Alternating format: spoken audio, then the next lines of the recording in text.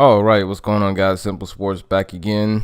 Playoffs, NBA playoffs are underway, and I want to give my thoughts on the first couple of games so far. I'm not going to do one for every single game just because there's too many games going on and it's just too much chaos. And quite frankly, not all the games are really that interesting, but you'll start to see as I go through this. But yeah, overall, so far so good. I mean, it's been for the first game or in two games in some of the series, it's been pretty exciting, except for a handful of them. As I've been saying, and it continues, I'm pretty pumped about it. It's just getting underway. It's just starting to unravel and get really good. And so I do want to give my thoughts on all the series so far, just really quickly. This won't be a long episode whatsoever. But I just want to give my thoughts on the playoffs overall. So let's just roll right on through. I'm just going to go series by series and just give a quick point of thought on each one. Going through the West first, starting with the Warriors and the Spurs. The Warriors are routing the Spurs. I believed it beforehand. A lot of people didn't believe it. Nick Wright. I don't know what that guy's issue is. He's such a double standards person. And even just with the Cavs and the Warriors, like the Cavs didn't look great all season. He's not concerned. The Warriors didn't look great all season, and he is losing his mind. I don't understand him.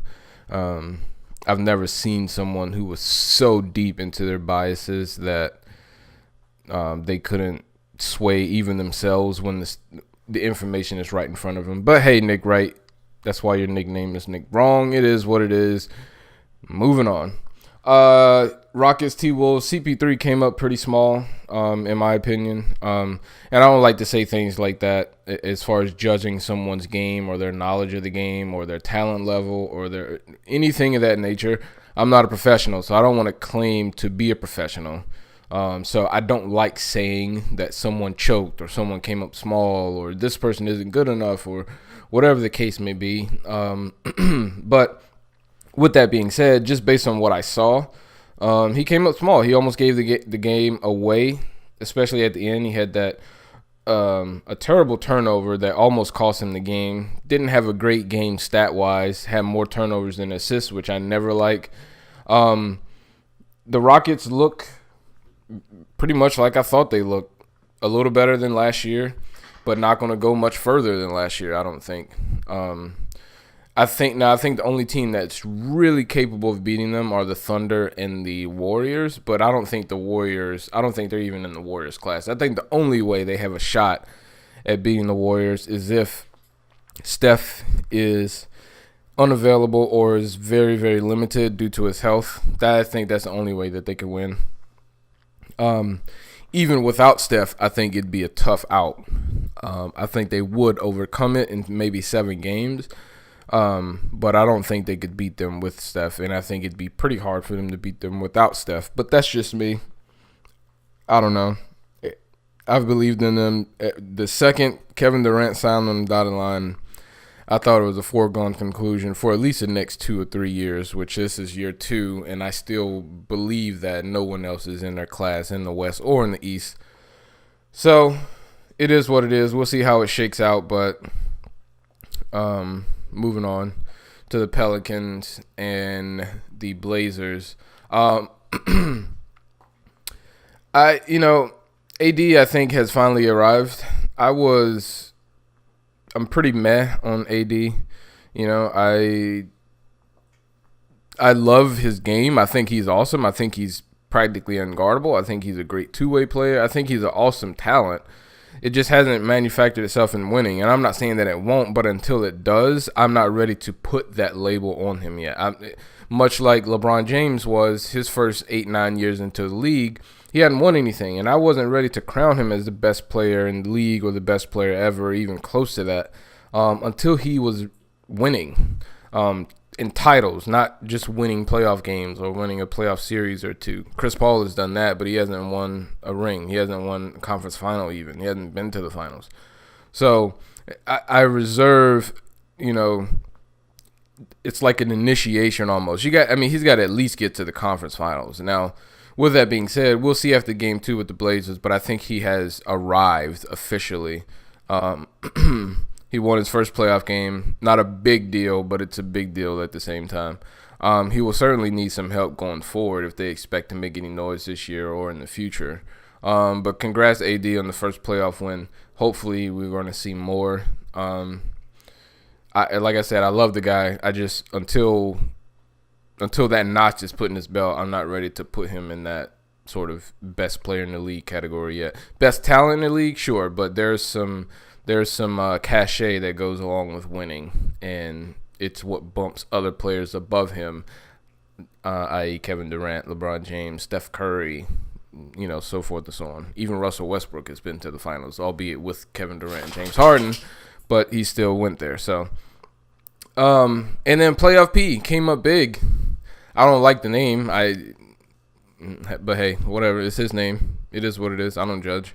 If they have any real title hopes, he's going to have to continue that level of play, and they're still going to need more from him, and they're going to need more from Westbrook, and they're definitely going to need more from Melo because he didn't have the greatest game. I'm not overly impressed considering the Jazz's best player is a rookie who is awesome, by the way, but it is to be expected that they lose to the Thunder considering they're being led by a kid. So I don't necessarily find anything about that win and probably the series win impressive.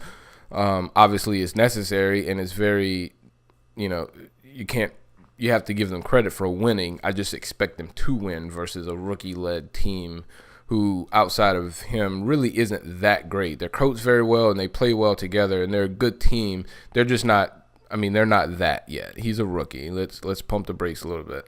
And we saw some of that shake out in the Sixers Heat game where the level of intensity just went through the roof, and you kind of saw the rookie and Ben Simmons. He didn't waver necessarily, but you can definitely tell it was a level that he wasn't used to, and it took something out of him, and hopefully he'll learn from it. And I think Donovan Mitchell is sort of in that same boat. He's going to put up a lot of points, have a nice stat line, but he's got to produce wins, and obviously it's his first year in the league, so we'll see how it progresses from here. He looks great. I just don't expect him to beat the Thunder, that's all. All right, so that's it for the West. Let's move on to the East. The East, I'll just run through this really quickly because it's pretty meh. First things first, Giannis is overrated. Giannis, however you pronounce the name. I apologize dearly. I've heard it both ways, so if I offend him by saying that, I'm sorry, Giannis. But I think he's overrated. And I don't want to – overrated is not necessarily the right word, but I don't know what other word to use. So I apologize. If someone can come up with something, by all means, I'll gladly change the way I say that. But he reminds me of Anthony Davis, where it's like, that's great, man, but you've been in the league 3, 4, 5 years now, and I need to start seeing some winning, right? Listen, he's awesome to watch, and I'd love to see in person one day. It's one of my biggest regrets. I never got to see Kobe play. That's probably my biggest sports regret ever. I never got to see LeBron play. Hopefully, I'll get to go to a game next year. Never been to a professional game. Just simply can't afford it, but it is what it is. I'm just sick of hearing that he's the next big thing. I want to see him win, and when he does, I'll gladly put him in that same class along with Anthony Davis and others. James Harden is another one. Anthony Davis was supposed to be the next big thing, and he just won his first playoff game 6 years into the league. So please stop it with this. Stop crowning these guys so early, okay? The Raptors and Wizards, I'm completely uninterested in. The Wizards, I don't care. The Raptors, man, whatever. I've seen enough from them. I do think that they could potentially beat the Cavs, but the Wizards I'm uninterested in. That series I'm uninterested in. Moving on. Same with the Bucks and the Celtics. Miss me with both of those series, okay? Giannis lost to a Celtics team that didn't have Kyrie Irving, doesn't have Gordon Hayward, doesn't have Marcus Smart. I miss me with that, okay? Completely. Sixers and the Heat has certainly been my favorite series so far. Great game 1 and 2. Phenomenal performance from Roy Simmons, a.k.a. Ben Simmons, a.k.a. Rookie of the Year, and courtesy of Shannon Sharp, of course. And as a big fan of an answer as big of a fan as I am of Dwayne Wade, the all-time great Dwayne Wade, he had a great game two in response to the Sixers. Stole home court advantage, and I have absolutely nothing invested in either team as far as a fan, I guess. But other than the fact that I love Ben Simmons and Dwayne Wade, but it has certainly been the best series to watch so far. So I fully expect that one to go 7 games. But like I said, the Sixers definitely got a taste of playoff basketball in game two. I think game one, not that it was I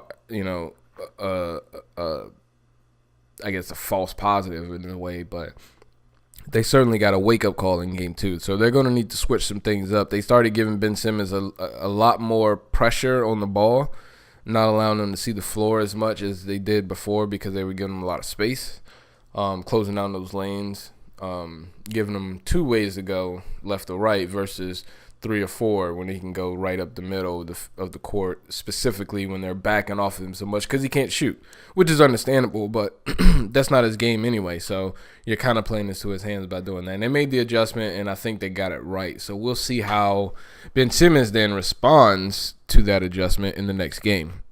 And the Cavs-Pacers, I think game one was a mirage. Not in the sense that the Pacers didn't obviously deserve that win, because they did.